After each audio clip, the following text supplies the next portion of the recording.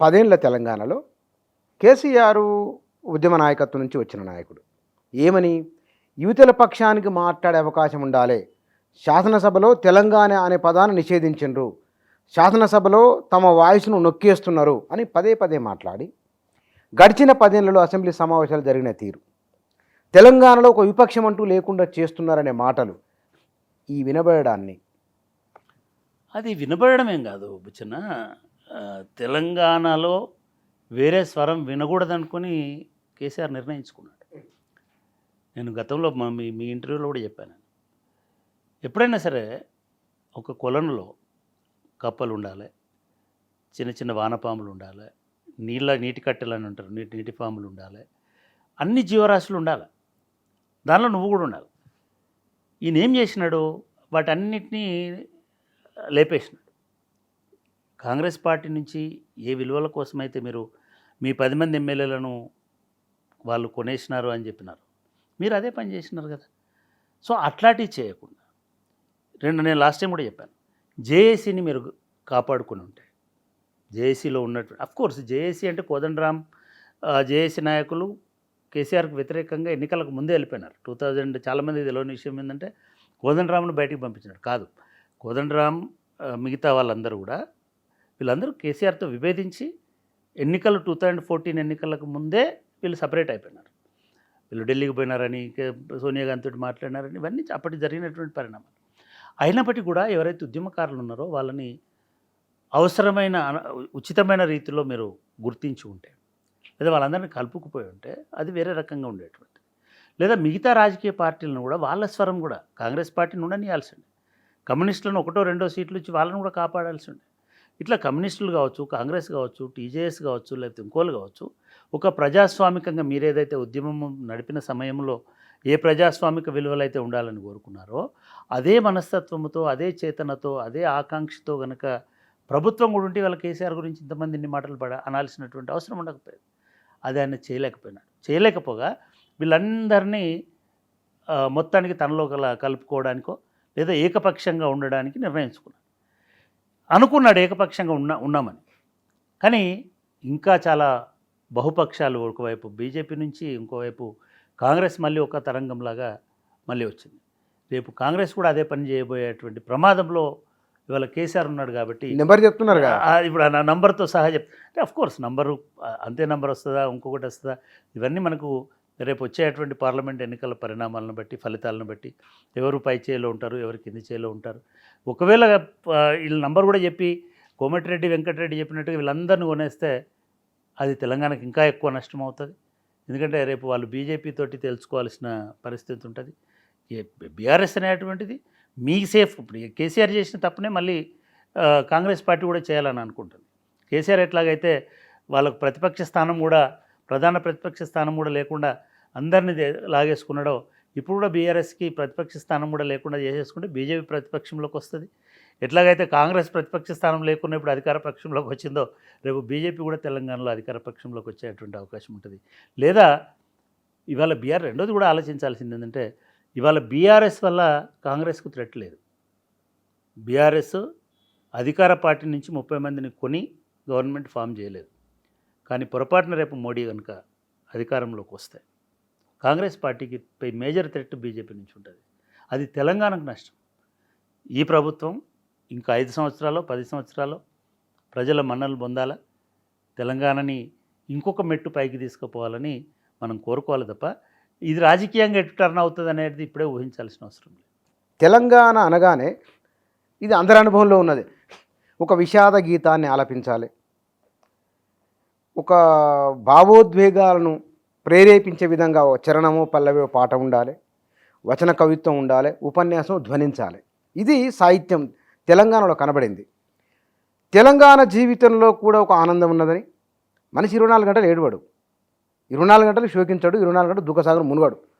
ఆనందం ఉంటుంది, తాగుదు, ఎన్నెన్నో ఉంటాయి వ్యవహారాలు. అవన్నీ వదిలేసి ఒక దుఃఖం మీదనే ఉన్న సాహిత్యము, ఆవేశం మీదనే పరవళ్ళు దుక్కిన పాట, అది 10 ఏళ్ళు కామ్ అయిపోయింది.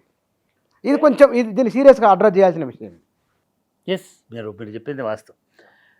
అంటే మనది దుఃఖ సాంప్రదాయమే, తెలంగాణది శోక సాంప్రదాయం. శ్లోక సాంప్రదాయం కాదు, శోక సాంప్రదాయం. అంటే ఏదైనా శోకం పెట్టి ఏడుస్తాడు. ఏడ్చిన దీర్ఘం అంటే ఒక తరతరాల నుంచి కూడా, ఆ, అంటే తెలంగాణకు అన్వయిస్తే కూడా తెలంగాణ ఆత్మని, తెలంగాణ గుండెని, తెలంగాణ మనిషి గుండెని, మనిషి ఆత్మని, ఇప్పుడు మీరు కొడుకు చాలా ఎండ్లకు వచ్చినా కూడా ఏడుస్తుందా? ఆనందం తట్టుకోలేక ఆనందం ఏడుచుడే, మీద పడి ఏడుచుడే, ఆనందం తట్టుకోకలేదని కాదు.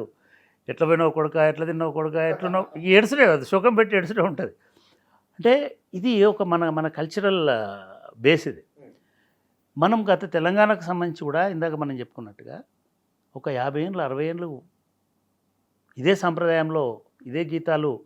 ఇక్కడ నీళ్ళు పల్లేరులు మొలిచే, నీళ్ళు లేకపోయే, తిండి లేకపోయే, గోసపడితిమి, బిడ్డ బొంబాయి పోదామా, కొడుక దుబాయ్ పోతున్నావా, ఎప్పుడు వస్తావు, ఇది తప్ప వేరే జీవితం ఉందా తెలంగాణకి ఉమ్మడి అస్తిత్వంలో?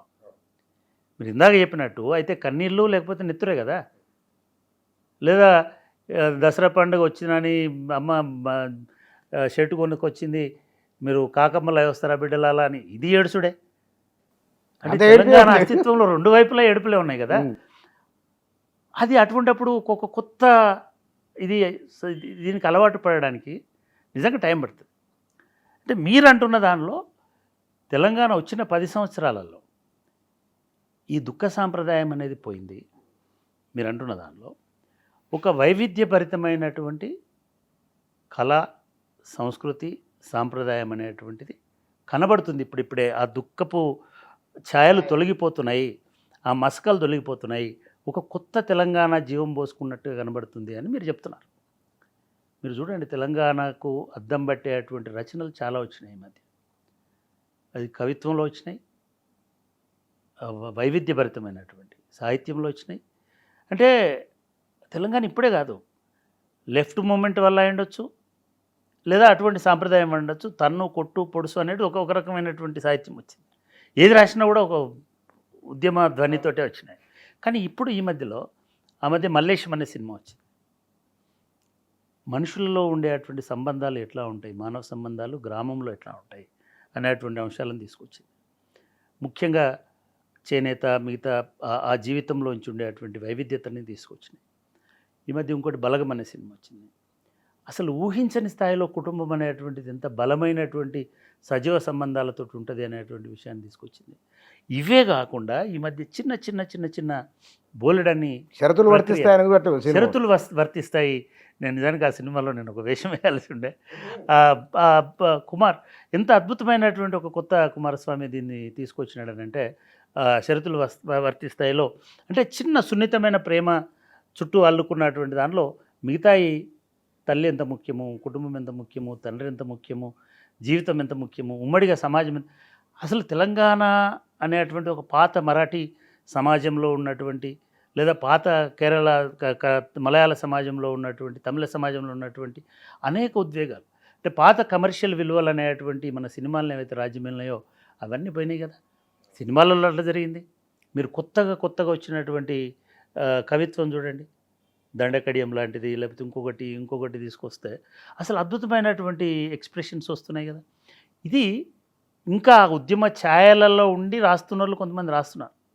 ఇది పూర్తిగా తొలగిపోయిన తర్వాత నిజమైనటువంటి తెలంగాణ అస్తిత్వం అనేటువంటిది వస్తుంది. అది నిజంగా కూడా మీరు ఇంతకాలం చెప్పినారు కదా, ఎప్పుడు ఏడిపోయినా అని, ఆ ఏడుపు లేని సమాజ ఆకాంక్ష అనేటువంటిది కూడా ఈ రచనల్లో ప్రతిఫలిస్తుంది. అదొకటే కాదు బుచ్చన్న, ఏ మాట కామాట చెప్పుకోవాలి. సమాజం ఎట్లుంటే మన కళలు, మన సాంప్రదాయం, మన సంస్కృతి అట్లుంటుంది. ఇవాళ నేను మిమ్మల్ని అడుగుతాను, మీరు జర్నలిజంలో వచ్చిన కొత్తలో ఉన్నటువంటి ఆకలి చావులు ఉన్నాయా ఇవాళ తెలంగాణలో?